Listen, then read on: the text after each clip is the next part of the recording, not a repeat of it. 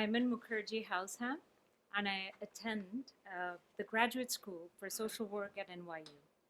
This summer, I worked at Sakhi for South Asian women in New York.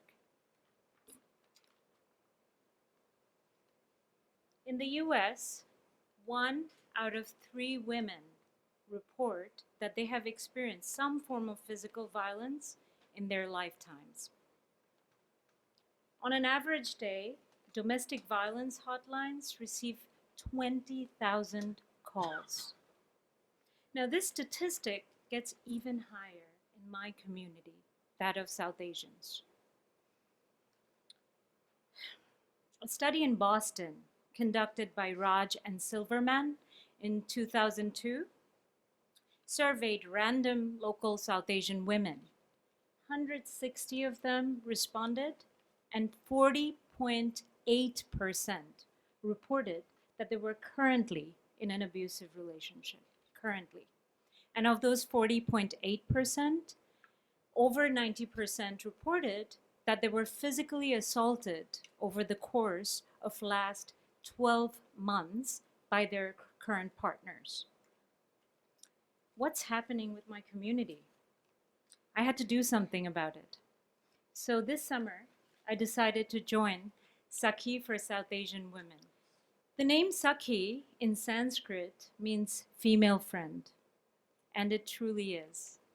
With a staff size of 12 people, just last year alone, Sakhi helped 350 of their clients who were survivors and their children.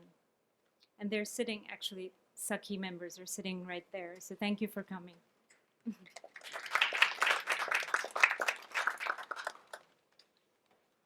They help with offering crisis intervention. They support with finding safe housing, legal assistance. They also arrange support groups and counseling sessions for the children and the parents that were abuse victims.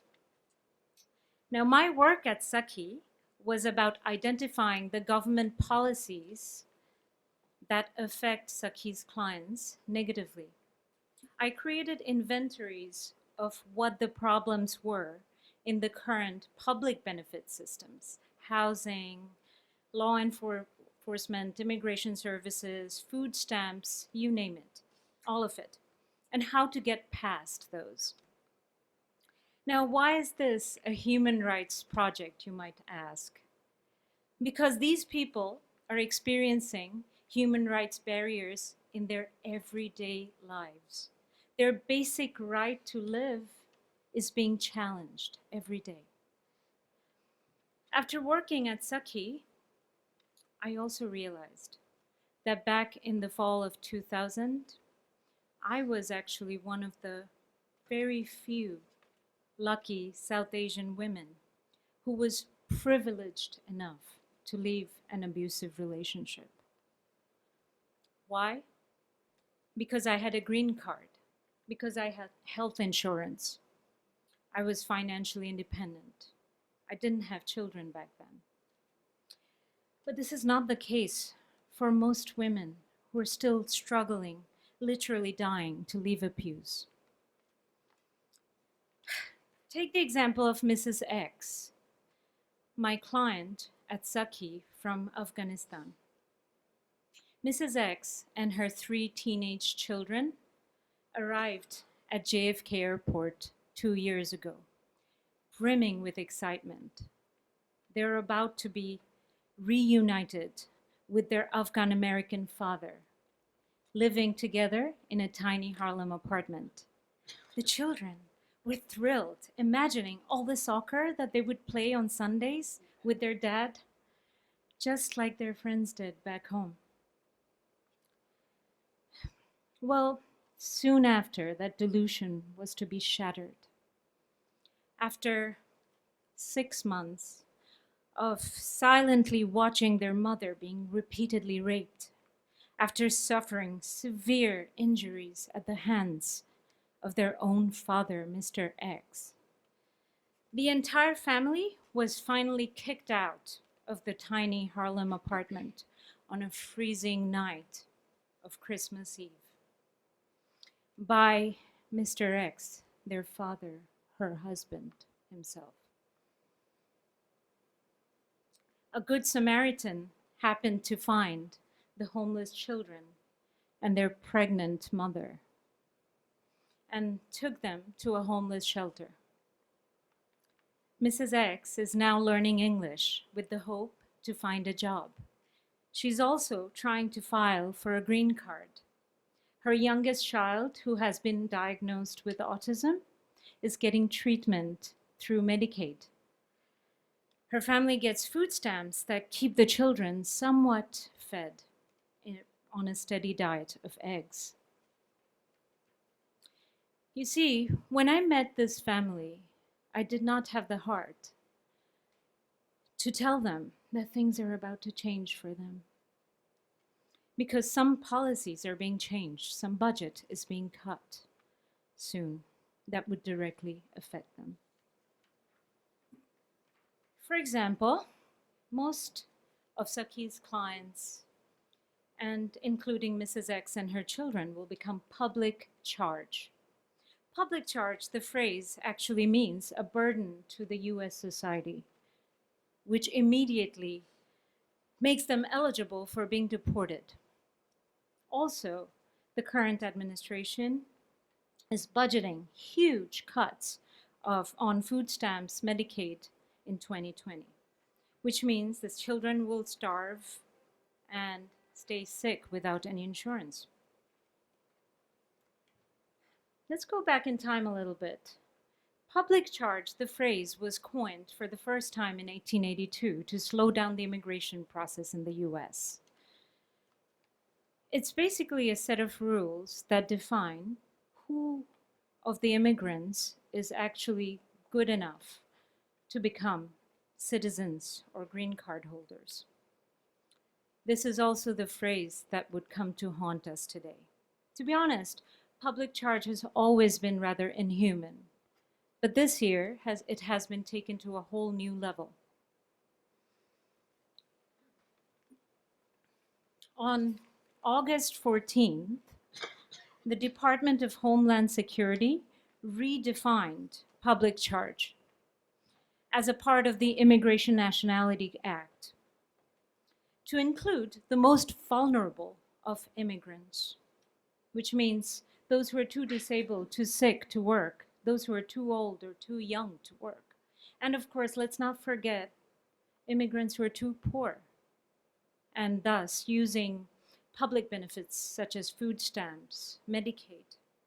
What does this mean to Saki's clients, the survivors? It means that out of fear of deportation, the immigrant abuse survivors will not use public benefits.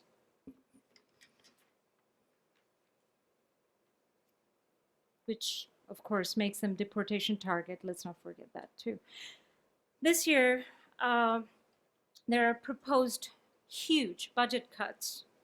For example, a $216 billion cut on food stamps over the next 10 years, which will, of course, leave millions of people, millions more people, out of food, without food. Sadly, 82% of survivors and their children use food stamps. A $1.5 trillion cut over the next 10 years has been proposed for Medicaid. This would, of course, affect many immigrants, including survivors. According to a report published by National Resource Center on Violence Against Women last year, 37% of victims stay or return to the abuser because they want to make sure that their children and they have medical insurance.